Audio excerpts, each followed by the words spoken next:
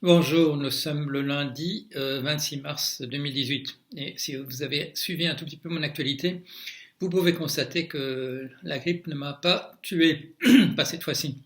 Alors elle ne m'a pas laissé beaucoup de voix et si le cerveau est atteint ou non, eh bien vous aurez l'occasion d'en juger dans les minutes qui viennent. J'espère que le dégât n'est pas trop sérieux. De quoi je vais vous parler? Eh bien, une fois de plus, l'actualité, depuis pas mal de temps maintenant, pour moi, ici dans ma petite vidéo, c'est les États-Unis. Pourquoi? C'est parce que c'est là qu'il s'y passe effectivement des choses qui déterminent le sort de tout le reste. Alors, il reviendra peut-être un moment où je vous parlerai de sujets qui ne sont pas états-uniens, mais là, je vais vous parler cette fois-ci de ce qui s'est passé hier soir aux États-Unis, l'émission 60 Minutes, où était interviewé la star du porno, Stormy Daniels, de son nom de naissance Stephanie Gregory, et au point de vue, je dirais, voilà, des autorités, Stephanie Clifford, du nom de son premier époux. Alors, excusez-moi, pourquoi était-elle interviewée? Eh bien, en raison des différends qui, entre elle et le président Trump, depuis un certain temps. Il existe, elle a été payée 130 000 dollars, pas par Trump directement, mais par l'avocat de Trump pour ne pas parler de la relation sexuelle qu'ils ont eue. Si mon souvenir, c'était en 2006. Et, du procès qui lui est intenté pour ce qui apparaît un non-respect de son NDA, Non-Disclosure Agreement, je ne sais pas comment on appelle ça en français, un accord de ne pas en parler. Ça devient de plus en plus courant dans les entreprises. Vous devez jurer sur la tête de vos grands-mères et de votre grand-mère, de vos enfants, de ne pas jamais parler de ce qui s'est passé là où vous étiez. Je ne sais pas si ça a un statut véritablement légal, mais comme vous le savez sans doute, ce qui se passe maintenant dans le milieu des affaires, le plus souvent n'a pas de statut légal véritable, et c'est pour ça qu'il vous reste toujours la possibilité de vous tourner vers les tribunaux, comme le fait Madame Clifford en ce moment. On lui a imposé un arbitrage privé sur l'accord qu'elle a passé en échange des 130 000 dollars. Et son avocat lui a dit que il fallait dire que tout ça n'était pas légal. Vous souvenez des aventures de l'État français avec Monsieur Tapie, qui était l'État français, qui était passé avec Monsieur Tapie dans un accord par un arbitrage. Ce qui est quand même assez sinistre de voir que, alors que l'État dispose quand même de l'exercice de la justice, ça fait partie d'un des trois piliers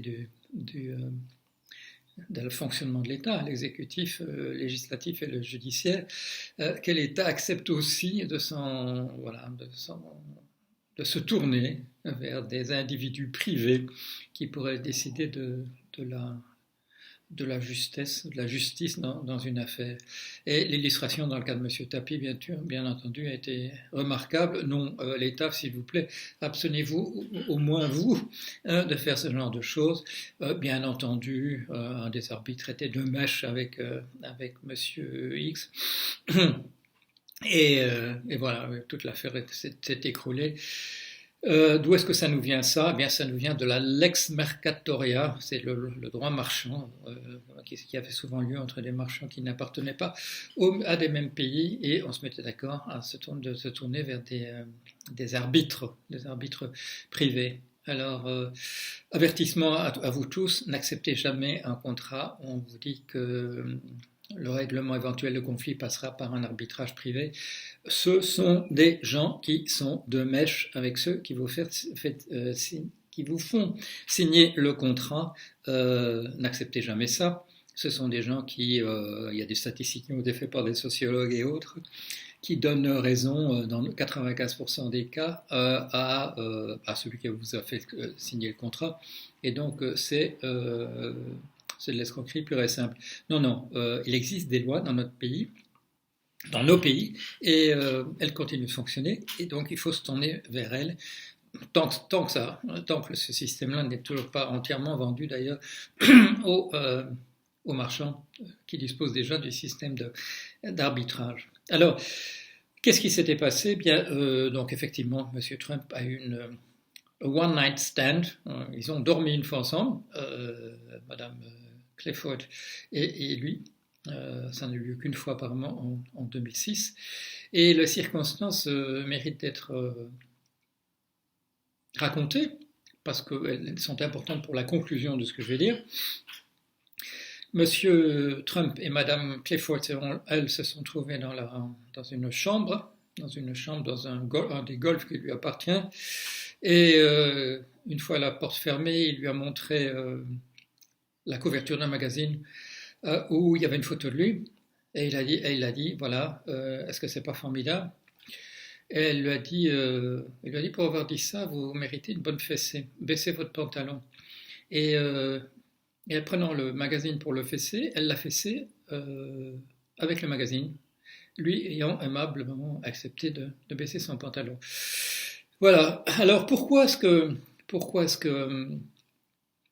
tout se tourne maintenant vers la télévision, vers l'opinion publique, comme étant un moyen de trancher? Parce qu'elle explique que tous les accords dans lesquels elle a accepté de signer, ça a été sous la menace, ça a été dans un climat d'intimidation, et elle a raconté pour la première fois hier, c'est un élément dont le public ne disposait pas, qu'en 2011, en se rendant à un club de fitness avec sa toute petite gamine, au moment où elle sort de sa voiture sur le parking, il y a un gars qui l'attend et qui lui dit, comme dans la tradition des gangsters, qui lui dit en regardant la gamine, cette petite fille n'aimerait pas qu'il arrive quelque chose de pas sympathique à sa maman. Voilà. Et l'avocat actuel de Madame Clifford dit que l'accord, où elle a reçu 130 000 $ pour ne rien dire, et qui la menace par arbitrage privé d'1 million de $ chaque fois qu'elle ouvre la bouche. Il a affirmé hier, tout ça n'est pas très différent finalement de la menace sur le parking. Si on vous dit chaque fois que vous ouvrez la bouche pour dire quelque chose à mon sujet, vous devrez payer 1 million de $, dit-il, ce sont des méthodes de gangsters et c'est de l'intimidation du même ordre. J'en sais quelque chose, je me suis retrouvé dans une affaire, vous avez peut-être entendu parler de ça, où on m'a traité de la pire des manières et en me disant si vous bronchez, ça va vous coûter très très cher. Et dans ce cas-là, chers amis, faites comme Madame Clifford, faites comme moi, expliquez à ces gens-là que oui, souvent, le vrai monde, c'est effectivement le monde des gangsters, que les gangsters l'emportent souvent, mais rappelez à la personne qui vous dit ça, dites-lui la chose suivante, même Al Capone a fini en prison. Voilà, parce que nous avons heureusement encore, et ça c'est la solidarité entre les êtres humains qui fait que nous avons encore des systèmes qui permettent à celui qui apparaît en position de faiblesse de se défendre. Alors, ce qu'on apprend là de Monsieur Trump, c'est pas nouveau si vous regardez un petit peu ce que des biographes ont déjà écrit à son sujet. C'est un monsieur qui est, je dirais, il est né voyou et il a été voyou toutes les années qui sont écoulées depuis sa naissance jusqu'à maintenant. Comment est-ce qu'on devient voyou comme ça?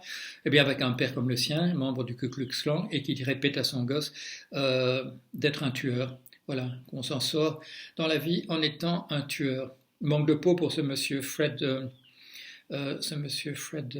Trump, qui s'est trouvé dans pas mal d'ennuis du point de vue légal. Un jour, son fils devient vraiment un voyou et il est obligé de l'envoyer dans une espèce de maison de correction de type militaire. L'affaire officielle, c'est qu'il sera allé acheter avec un copain des couteaux à cran d'arrêt en ville où il disparaissait souvent. Mais le biographe en question écrit la maison de correction, c'était peut-être un peu fort pour un couteau à cran d'arrêt. Il y a peut-être encore des choses qu'on ne sait pas. Alors voilà, il y a peut-être encore des choses qu'on ne sait pas. Et à partir de là, ce monsieur s'est toujours conduit de la même manière. Si vous regardez un petit peu ses affaires, si vous regardez l'université Trump, c'est une escroquerie en grand, ou simplement des bonimenteurs, pousser les gens à se à s'endetter pour suivre des pseudo-cours, qui en fait qui étaient des trucs recopiés de bouquins écrits par d'autres que Trump, et des choses assez expédiées, plusieurs milliers de dollars pour 3 jours de cours, un montant, je m'en souvenir, de 39 000 dollars pour un cours approfondi, et des choses de cet ordre-là, et qui s'adressent bien entendu aux gens qui n'ont que les billets de loterie pour sortir de leurs conditions. C'est peut-être ma dernière chance, ça vaut peut-être la mise, et ainsi de suite. Et cet argent est entièrement pompé. Trump avait dit qu'il allait donner cet argent-là à des bonnes œuvres, et ça s'est retrouvé. Vous allez voir ça, c'est dans les records, dans les attendus. Les sommes, les sommes sont difficiles à tracer, à part les bonus, bien sûr, qui lui ont été donnés. Et quand on regarde ses affaires immobilières, eh bien, en général, ce sont des catastrophes. Il commence par, ce sont des pyramides. Il s'attribue à lui des bonus énormes sur le premier argent qui rentre. Et puis après, si ça marche ou si ça marche pas, ça c'est une question liée au hasard. Alors, pourquoi ça a marché pour lui? Pourquoi il se retrouve quand même président des États-Unis? Eh bien, c'est parce que, voilà, j'ai mis l'autre jour, sans commentaire, un petit truc que j'ai trouvé sur Wikipédia sur le mâle dominant chez les chimpanzés. Et si vous avez lu ça, vous avez vu, c'est une description du comportement de M. Trump. J'ai pas mis la dernière phrase parce que je me suis dit que ça pourrait apparaître comme une incitation au meurtre. J'ai mis simplement une des phrases qui disait quand le mâle dominant exagère, les autres se liguent contre lui et lui font passer un mauvais quart d'heure. Et la phrase que j'ai pas mis, c'est parfois il se fait même tuer. Alors, c'est comme ça que ça marche. C'est comme ça que ça marche dans certains cas. C'est que ce comportement de mâle dominant, qui chez nous est plus ou moins caché par les institutions, plus ou moins caché par le fait que les gens sont à l'école, par le fait que les gens raisonnent et ne réagissent pas purement à l'instinct, comme on dit, ce que le corps nous dicte dans l'instant immédiat, font des plans à long terme, essayent de s'en tenir à des principes, à prendre de bonnes résolutions et essayer de s'en tenir à leurs bonnes résolutions, etc. Mais il y a aussi l'aspect purement voyou, c'est-à-dire King Kong, le mâle dominant de la bande de chimpanzés ou de gorilles. Ça aussi, ça existe. Et malheureusement, si nous avons permis dans nos institutions, qu'est l'État en particulier, que ce comportement soit plus ou moins mis entre parenthèses, dans les entreprises, enfin moi j'ai travaillé dans des entreprises qui étaient des bonnes entreprises et dans des mauvaises, mais même dans les bonnes, c'est toujours le modèle King Kong qui décide. C'est toujours un mâle dominant qui se trouve au sommet, ou alors une femelle dominante. Ça arrive aussi, mais qui est du même style alors que le mâle dominant. C'est-à-dire, moi te fermez votre gueule, c'est moi qui gagnerai de toute manière, je peux me vous foutre à la porte demain si vous répétez ce que vous venez de dire, etc. Pourquoi est-ce que j'ai perdu 13 de mes emplois? Parce que je leur ai chaque fois dit, allez vous faire foutre. Mais tout le monde n'est pas comme ça. Alors, ça conduit Monsieur Laboétie à parler de servitude volontaire. C'est pas de la servitude volontaire, il faut survivre aussi. Il faut survivre. Les mâles non dominants doivent aussi survivre. Les femelles doivent survivre quand même, etc. Il faut lui trouver des excuses. Et alors, comme les généticiens, il y a un bel article, je ne sais plus si c'est dans le Washington Post ou dans le New York Times que j'ai lu ça hier, un article d'un généticien en disant écoutez, on trouve quand même des choses, il est quand même vrai qu'il y a 17 gènes qui sont liés au fait d'être intelligent, et si on les a pas, ou s'ils sont en mauvais état, c'est pour ça qu'on réussit pas à l'école, et etc., etc. Bon, alors, les gens qui réussissent pas à l'école, on le sait, Todd en parle dans son dernier bouquin. Il y a d'autres analyses qui sont faites. Qu'est-ce qu'ils ont fait les gens qui n'ont pas réussi à l'école? Ils ont voté pour Trump massivement. C'est surtout eux, surtout les blancs qui n'ont pas réussi à l'école, qui ont voté pour Trump. Ils ont reconnu, voilà, après tout, c'est pas si mal. après tout, c'est pas si mal de réussir comme ça. Et il dit en fait, ce gars-là, qui est mu essentiellement par le ressentiment, alors qu'il ne devrait pas, hein, avec tous les millions qu'il a, mais il sait que les millions qu'il a, il les mérite pas. C'est ça le problème. C'est ça qui le taraude.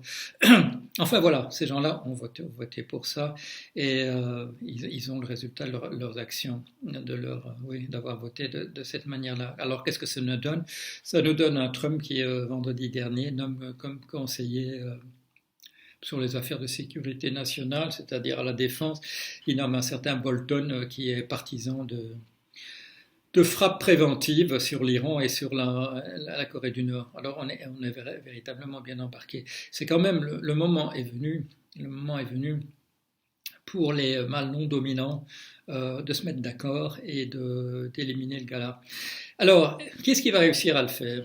Est-ce que c'est Monsieur Robert Mueller, qui est un héros, voilà, un type irréprochable, qui se conduit comme un héros incroyable dans les situations de bataille, sur un champ de bataille, un monsieur d'une intégrité extraordinaire. Est-ce que c'est lui qui va parvenir à faire tomber King Kong, ou bien est-ce que c'est Madame Stormy Daniels? Parce que les gens ordinaires, et peut-être en particulier ceux qui n'ont pas réussi à l'école parce qu'ils n'ont pas les 17 jeunes qui permettent d'être intelligents et qui se reconnaissent entre eux, avec qui est-ce que maintenant les gens ordinaires vont s'identifier? Avec King Kong, ou avec la jolie blonde kidnappée par King Kong et qui lui dit de baisser son pantalon parce qu'elle va lui donner la fessée. Alors je suis pas sûr que ce soit avec King Kong dans cette situation-là. Alors, bonne chance Madame Daniels. Madame Daniels nous explique qu'à 17 ans, elle a participé volontairement à un striptease, un concours de striptease. Et que de fil en aiguille, bon, elle est devenue une star du porno. Elle dit aussi, quand on lui parle de sa vie à cette époque-là, elle disait, je vivais dans un quartier de merde, c'est pas donné de travailler de vivre dans des conditions comme celle-là. Alors voilà comment on devient une star du porno, sans être une mauvaise personne, parce qu'on est à des endroits où, comme elle le disait, j'ai gagné à cette soirée-là, la première soirée du striptease, j'ai gagné tout ce que j'ai gagné. Je gagnais d'autre part comme serveuse en une semaine. Et voilà comment les choses se décident. Alors, le héros de l'Américain moyen, à partir de demain, Stormy Daniels, Stephanie Clifford ou encore Stephanie Gregory ou Monsieur Donald Trump, le King Kong facilement dominé par quelqu'un d'autre, à eux de choisir. Je ne suis pas américain, je prie, praise the Lord, je prie le Seigneur pour ma famille américaine, puisque c'est comme ça qu'on parle par là-bas. Allez, à bientôt.